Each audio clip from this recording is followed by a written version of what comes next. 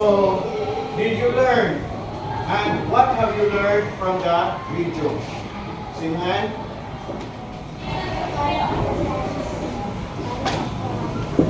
Okay, follow traffic signs. So, else. Okay, so you have to look left and right before to cross.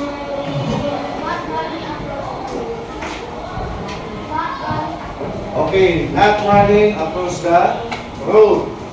Again. Only cross on the zebra road. What? Zebra crossing. Okay, so close. You close only on the zebra lane crossing. Okay. Another question and answer.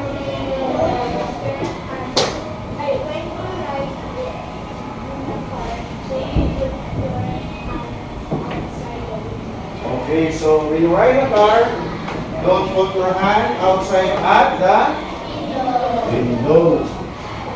Okay, so thank you for your answers. Let us give them an excellent claps. Excellent! Okay, so the last question that I have to ask you is, why do you think that rules and regulations are important? How about the people here? Amanda. To decrease accidents and injuries. Okay. To decrease accident and injuries. Another answer. For safety. Another answer.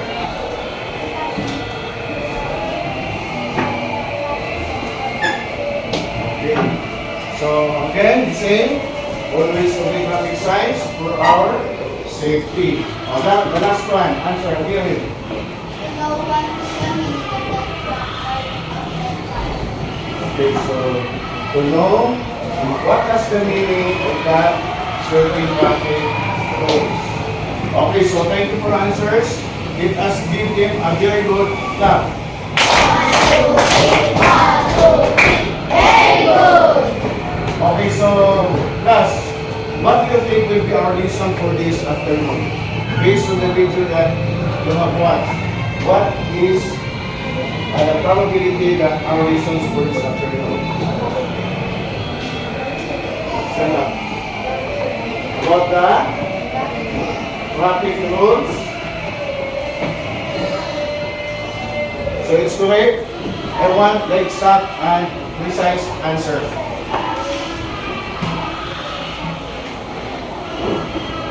Okay. Basic road sign and traffic sign. Third. Basic road signs and traffic signals. Lights and responsibilities. Okay, so basic road signs, traffic signals, and of course, your rights and responsibility. So sa kalsada po na class, mayroon tayong mga karapatan.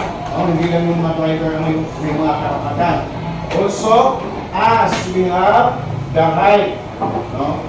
When we talk about pedestrians, when we talk about streets, when we talk about roads. Okay, so basic roads and traffic signals. So later on, we will discuss our rights and our responsibilities. Okay, so who can give me the definition of road safety? Road safety pertains to the measures taken to reduce the risk of road traffic incidents. Okay, so thank you, Aguirre, for your answer. So road safety means, according to Aguirre, it pertains to the measures taken to reduce the risk of road traffic injuries. Of course, and here. Not only the class, no? When we are on the road, getting close all our properties and life.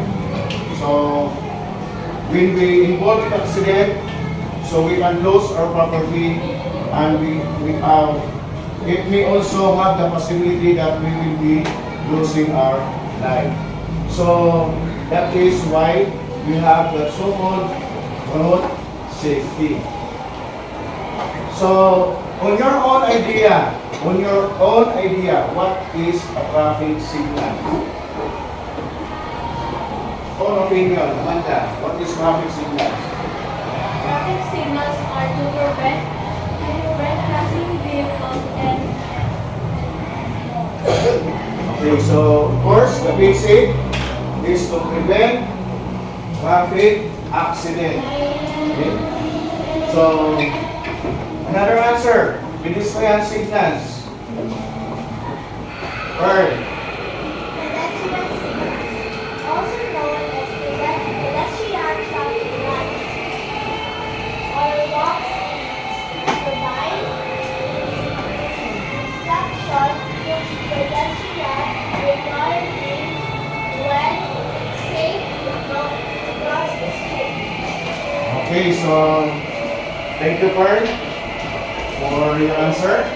So traffic signals class, no, it can be a signboard, signage, it can be a gesture, no, given by a particular traffic enforcer, signages. So that is what we call pedestrian signals. When we are at the pedestrian, we can see what? What we can see in the pedestrian, what signs?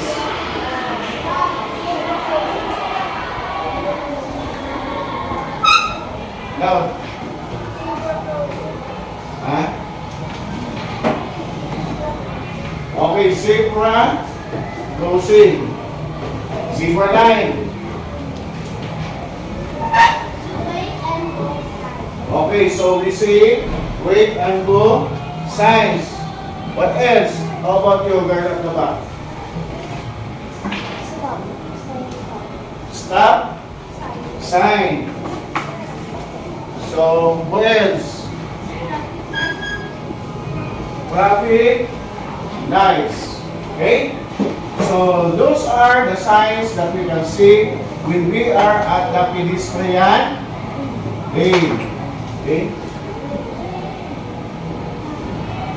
Okay, who can read our subtopic 1? Amanda, please read aloud. Subtopic 1. Basic road signs and traffic signals. Rights and responsibilities. Okay, so as a student, as a Filipino citizen, we have to know our rights and responsibilities when we are crossing the pedestrian lane. Okay, so we have to familiarize the different road signs, no? By yourself. So identify the road signs that are going to be shown in the screen. Okay, so let us have the first one. What it is?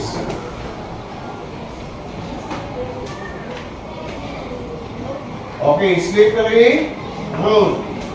So just look at the symbol. You can infer what is that. The road is slippery. Okay, the road is slippery. The other one. Road. Okay, so there is a man having a road work. So we can see that mostly in the road class, no? Precaution, beware, no? There's a deep excavation. So yan mostly ang kumikita natin sa kalsada. Meaning may mga gumagawa sa kalsada. So when you're a driver, in the future, when you become a driver, if you see that signal or signs, what will you do? What will you do? Okay, you have to slow down. The other one, Uneven road. uneven road. So when we say uneven road, what does it mean? Uneven road. Ano ibig sabihin nun?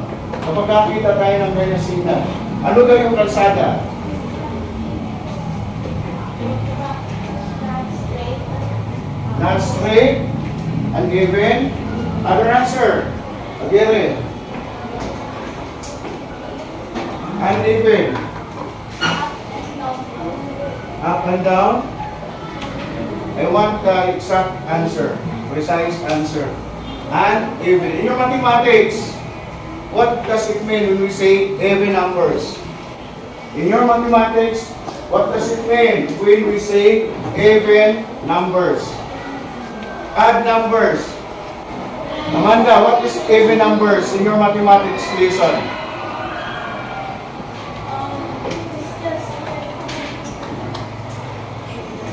Okay, so class, that's why we are studying these signages or signals for you to know that an even number meaning the road is not balanced or the road is not even.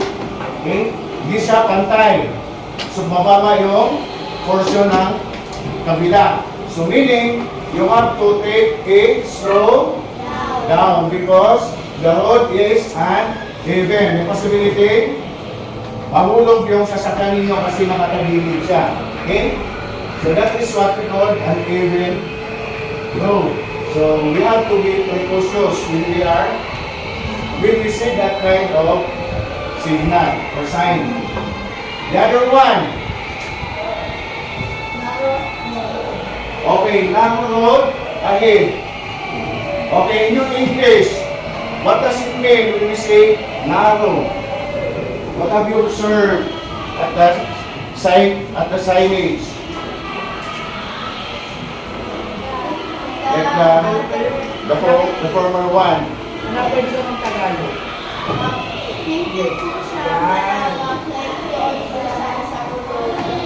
Okay. So, palakpakan natin bukas yung here. Ang English class. 1, 2, 3. Okay, so you can speak Tagalog. So, Mama more is Pwede. Ma-explain na lang sa okay, so as long as the idea is there. Yes. Okay. So, pakipot na yung kalsada. No, pasikip na. Matawa si Pearl, sinisigip daw ang puso niya. Okay? So, yan yun. Pasikip na lang, pasikip na yun. If you are the driver or the passenger, what will you do? You have to slow down. Now, kasi class na nangyayari kasi in reality na may mga driver na they did not underwent with the proper seminars or training when they take their driver's license. Kaya, ang tawag doon ay mga palakad. Kaya yung mga lisensya nila ay talangin kung tawagin. No? For your awareness. Kaya pag ang driver nakakita na ganyang sign, tinutuloy-tuloy lang siya, anong gagawin mo na ikaw ang nakakaalam kung ano yung sign na yan? Anong sasabihin nyo sa driver? Ha? Okay, pagsabihan yung driver na mama, slow down. Kasi may sign na kayo nakilala. So that is why it is important for you to know the traffic signages or signals. Okay? For you to be informed. Okay, the next one. Okay, curve right.